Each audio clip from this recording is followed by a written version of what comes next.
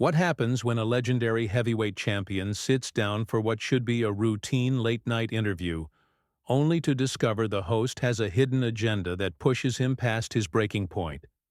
Tonight we witness one of the most explosive moments in late-night television history. The backstage energy at Jimmy Kimmel Live was electric. Mike Tyson had arrived for what his publicist described as a friendly promotional appearance. But something felt different from the moment he walked through those studio doors. The usual warmth that guests experienced was replaced by an uncomfortable tension that even the crew members noticed.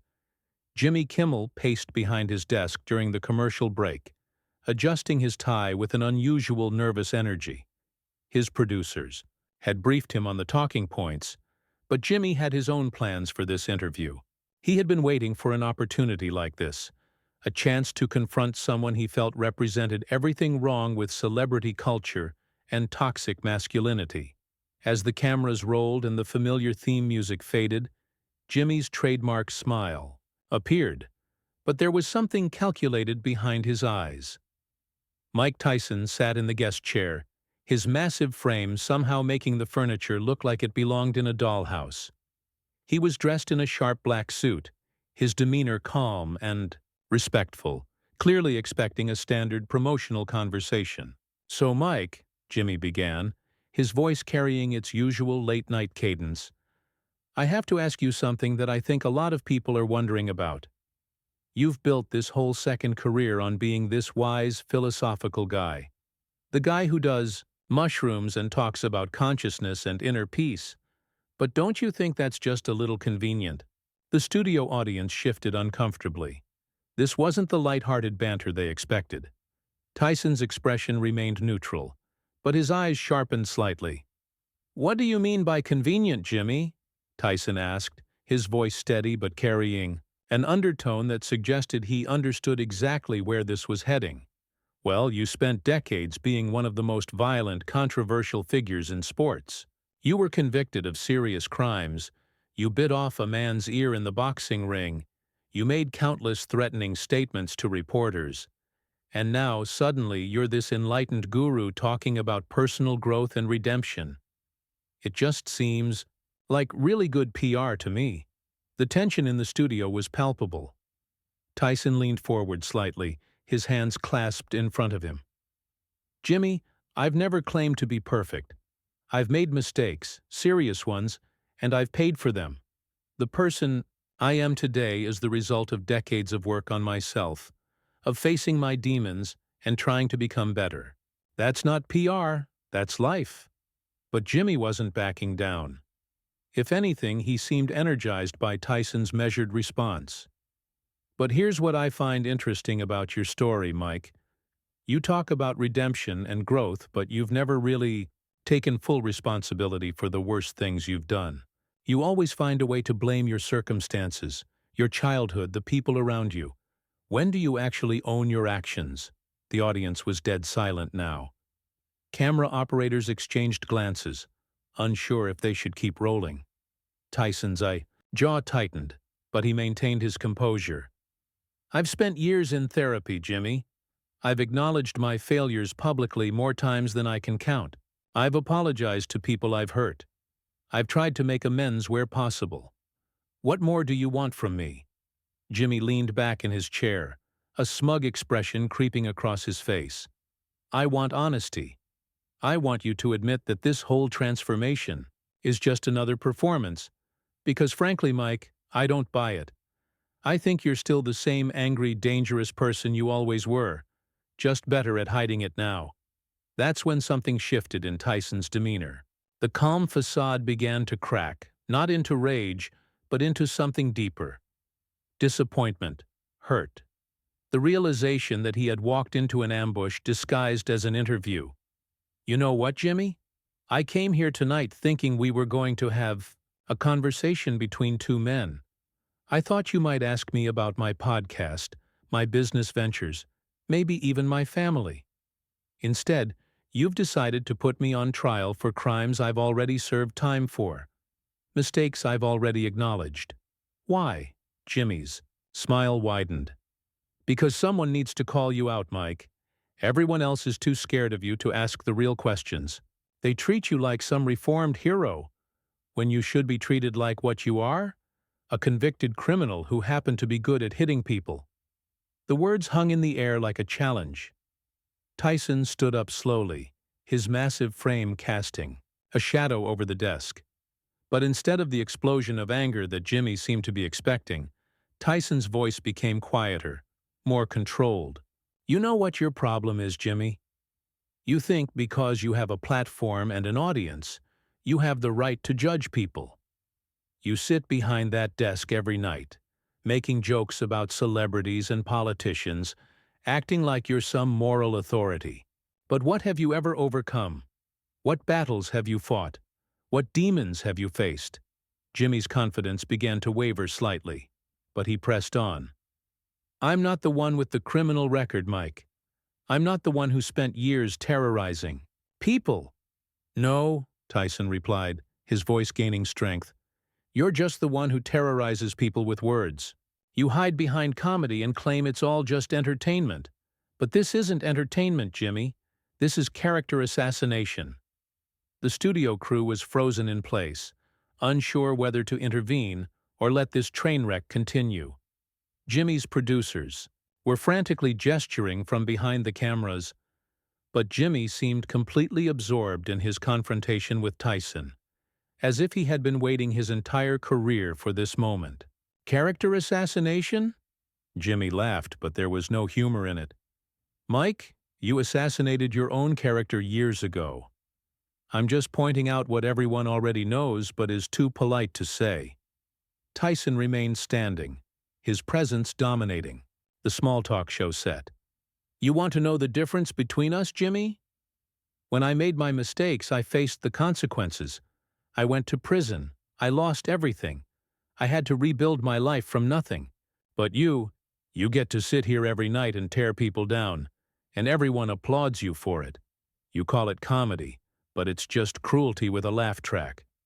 The audience was completely silent now, the usual energy of a late-night show replaced by an uncomfortable tension that seemed to suck the air out of the room. Several audience members were visibly uncomfortable, some looking toward the exits. Jimmy's face was flushed, his carefully constructed television persona beginning to crack. You know what, Mike? Maybe you're right. Maybe I am cruel. But at least I'm not pretending to be something I'm not. At least I'm not selling this fake redemption story to make money off my past violence. Fake? Tyson's voice dropped to almost a whisper, but somehow it carried more weight than if he had shouted. You think the work I've done on myself is fake?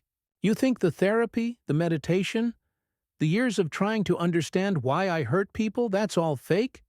I think it's convenient, Jimmy shot back.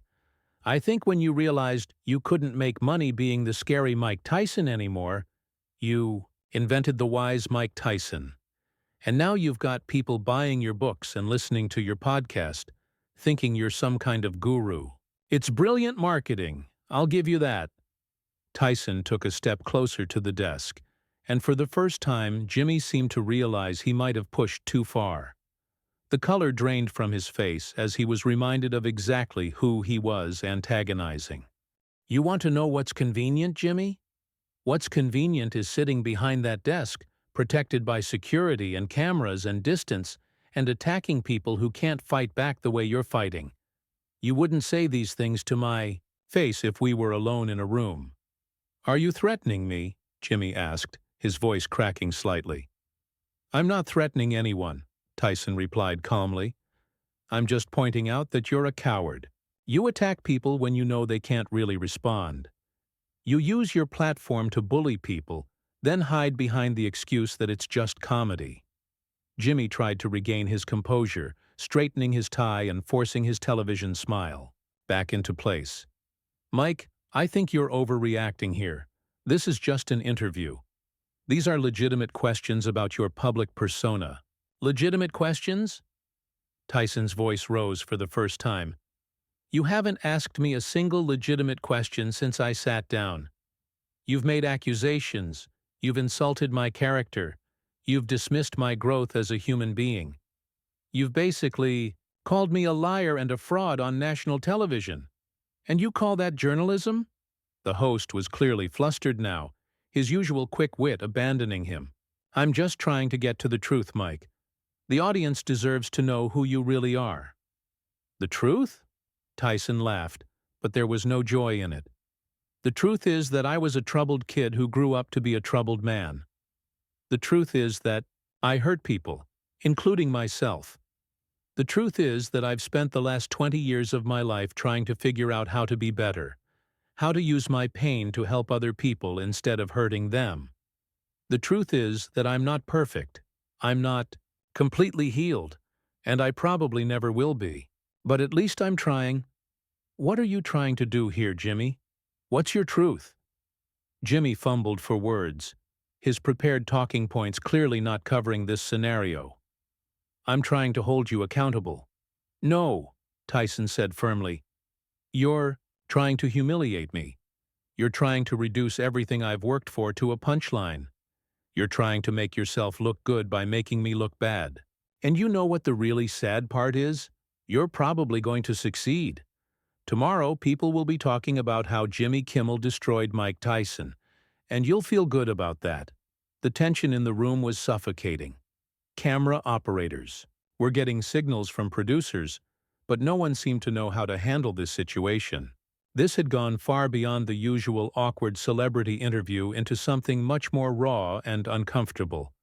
Mike, I think maybe we should take a break, Jimmy suggested weakly, finally seeming to realize that he had lost control of the situation. No, Tyson said firmly. We're not taking a break. You wanted to have this conversation, so let's have it. You want to talk about accountability. Let's talk about your accountability. When have you ever apologized for the people you've hurt? With your words? When have you ever taken responsibility for using your platform to tear people down? Jimmy's mouth opened and closed like a fish out of water. This was not how late-night television was supposed to work. The host was supposed to be in control, steering the conversation, getting the laughs.